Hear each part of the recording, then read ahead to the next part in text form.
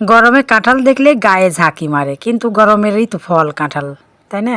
গরম পড়েছে, এই গরমে কাঁঠাল খাওয়া কিন্তু দুষ্কর, তাই না? তো বৃহস্পতিবারে বাড়ির থেকে কয়েকটা কাঁঠাল আনিছিলাম তরকারি খাওয়ার জন্য। ও মা, এখন দেখি গরমে কাঁঠাল পাইকি গেছে।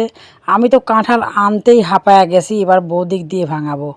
এই যে বৌদি কাঁঠাল ভাঙতেছে, কাঁঠাল মোটামুটি বাইর হয়েছে, মিষ্টি ভালোই আছে, কিন্তু বেশি একটা পোক্ত হয় নাই।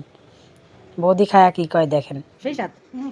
বৌদির ভাব দেখি মনে হচ্ছে কাঁঠালটা স্বাদ আছে। তো যাগ্যে তো ওই যে কথায় আছে না, মেঘ না চাইতেই বৃষ্টি, এখনকার বৃষ্টি কিন্তু ওই রকমই হচ্ছে। রোদ, আকাশ ভর্তি রোদ, বাড়ি ভর্তি রোদ, বৃষ্টি পড়তেছে। এইরকম রোদ বৃষ্টি একসাথে হওয়া দেখলে ছোটোবেলায় শিকলি কইছি, রোদ হচ্ছে বৃষ্টি হচ্ছে, খ্যাকশিয়ালের বিয়ে হচ্ছে। জানি না রোদ বৃষ্টির খ্যাকশিয়ালের কীরম করে বিয়ে হয়।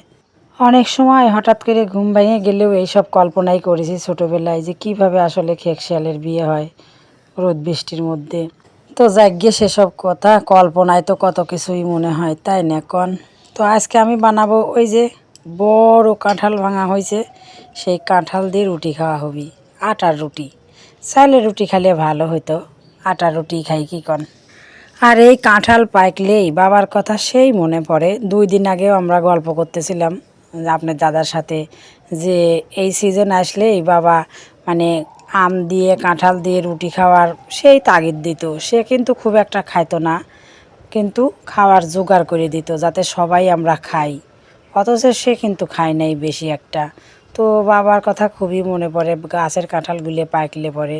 জ্যৈষ্ঠী মাস আসলেই আসলে তাগিদ দিত চাইলের রুটি খাওয়া হবে, কিন্তু আটার রুটি না। অনেক সময় দেখা যাচ্ছে যে ঢেঁকির চাল করতে যেতে পারিনি, পাটায় বাইটিয়ে সেই চালের রুটি করেছি।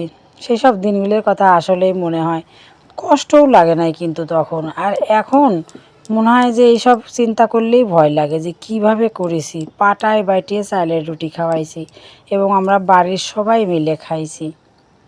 তো আসলেও গায়ে হয়তো তখন বল ছিল, এখন আর ওই বল নাই।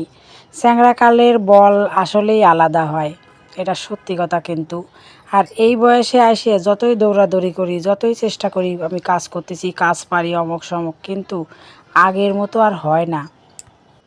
এই যে এই রুটিটা একটু ফুলতেছে, আমি আবার এরকম তাওয়ার উপর রুটি ফুলাতে পারি না। আমার রুটি ফুলাতে গেলে বেরি লাগে, আর বেরি দিয়ে আমি যদি রুটি ফুলাই না, প্রত্যেকটা রুটিই ফোলে, কিন্তু এই চাটুর উপর ফোলে না তেমন একটা।